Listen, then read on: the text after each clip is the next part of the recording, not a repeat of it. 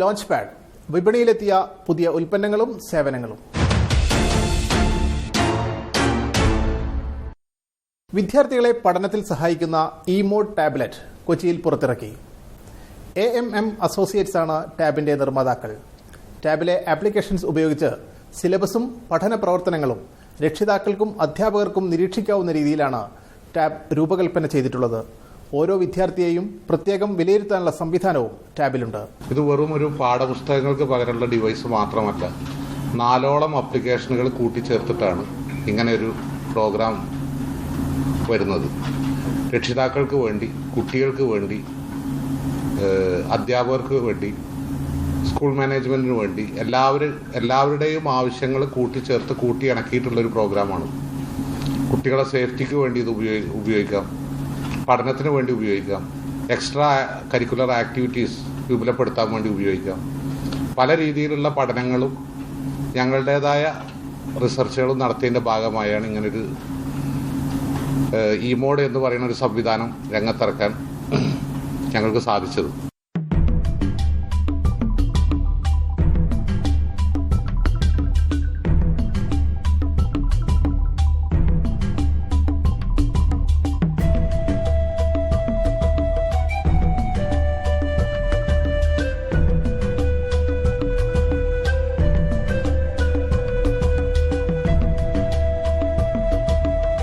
ബിസ്വീക്കിൽ ഇനി കാണാം പോയ വാരം സൗദിയിലെ അൽ അഹ്സയിൽ നടന്ന ഈത്തപ്പഴ പ്രദർശന വിപണന മേളയിലെ കാഴ്ചകൾ.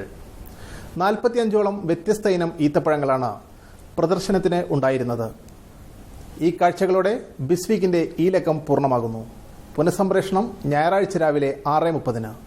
മുൻലക്കങ്ങൾക്ക് media1tv.in കാണുക.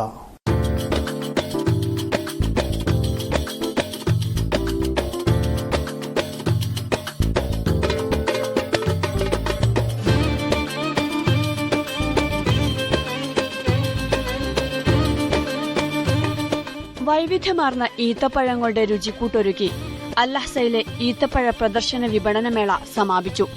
അൽ അഹ്സ നഗരസഭയും ചേംബർ ഓഫ് കൊമേഴ്സുമായിരുന്നു സംഘാടകർ. ഹുഫൂഫിലെ അന്താരാഷ്ട്ര എക്സിബിഷൻ സെന്ററിലാണ് 20 ദിവസം നീണ്ടുനിന്ന മേള നടന്നത്. വയ അൽത്തമൂർ അഹ്സ 2016 എന്ന തലക്കെട്ടിൽ നടന്ന മേള കിഴക്കൻ പ്രവിശ്യ governor Amir Saud bin Nayef ഉദ്ഘാടനം ചെയ്തു. 45ഓളം വ്യത്യസ്തതയാർന്ന ഈത്തപ്പഴ ഇനങ്ങൾ പ്രദർശനത്തിനുണ്ടായിരുന്നു. ഹിലാസ്, ഹഷീഷി, റുസൈസ്, സുക്കറി തുടങ്ങിയ അൽഹസയിലെ പ്രധാന ഇനങ്ങളാണ് കൂടുതലായും വിറ്റഴിക്കപ്പെട്ടത്.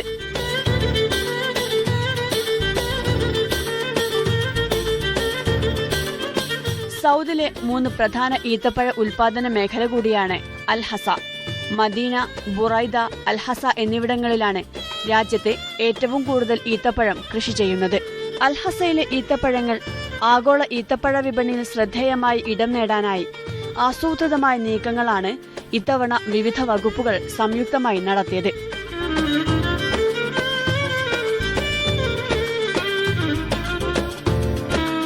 കൂടുതൽ ഈത്തപ്പഴ സംസ്കരണ ഫാക്ടറികളും ആധുനിക സജ്ജീകരണങ്ങളോടുകൂടിയ പരിശോധനാ ലബോറട്ടറിയും നിർമ്മിച്ച് നല്ല ഇനം ഈത്തപ്പഴങ്ങൾ ലോക വിപണിയിലെത്തിച്ച് വ്യാവസായിക മേഖലയിൽ ശക്തമായ സാന്നിധ്യമാവാനാണ് അധികൃതരുടെ ശ്രമം.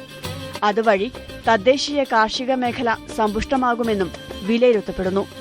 ഈത്തപ്പഴ ഉൽപാദനത്തിനും വിപണനത്തിനുമായി പുതിയ 6 വൻ നിക്ഷേപകർ 50 മില്യൺ റിയാലിന്റെ നിക്ഷേപ പദ്ധതികൾ പ്രഖ്യാപിച്ചിട്ടുണ്ടെന്ന് director general of King Abdullah city for dates Muhammad Ismail അറിയിച്ചു. കൂടുതൽ നിക്ഷേപകരെ ആകർഷിക്കാൻ കഴിഞ്ഞതിലൂടെ മേളയുടെ പ്രധാന ലക്ഷ്യങ്ങളിലൊന്ന് പൂർത്തീകരിക്കാനായെന്നും അദ്ദേഹം പറഞ്ഞു.